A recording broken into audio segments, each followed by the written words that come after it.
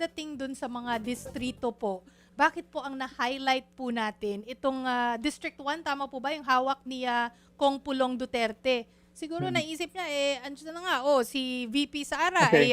gusto nyo nung or na-impeach na nga, gusto nyong makonvict. Tapos ako dito, sinisilip mo naman. Ay, yung ibang Oo. distrito, sinisilip mo ba? Baka ganun yung Okay. sentimento. That's a good question. Actually, nagsimula po ito dahil may hiningi tayong information uh, through the Public Accounts Committee nung unang hearing nito tungkol sa flood control. Subsequently, tumigil sila at tinigil nila yung hearings. Pero sa unang hearing, humingi po tayo ng information on flood control projects sa Davao City. So hindi lang po District 1.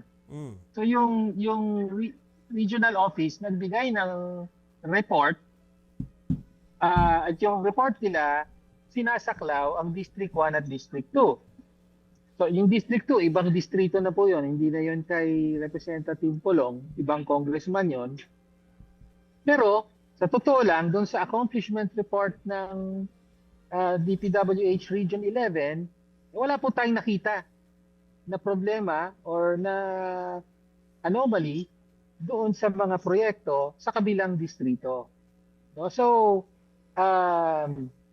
yung report, yung accomplishment report na pinagbatayan natin ang initial na pag-aaral, kasama po yan doon sa sinubmit natin for further investigation sa ombudsman. Pero ang point nga, kahit yung report na yun, kung titingnan nyo, wala sa kabilang distrito, wala yung mga problema na nakita natin sa distrito ni Pulong Duterte. Opo.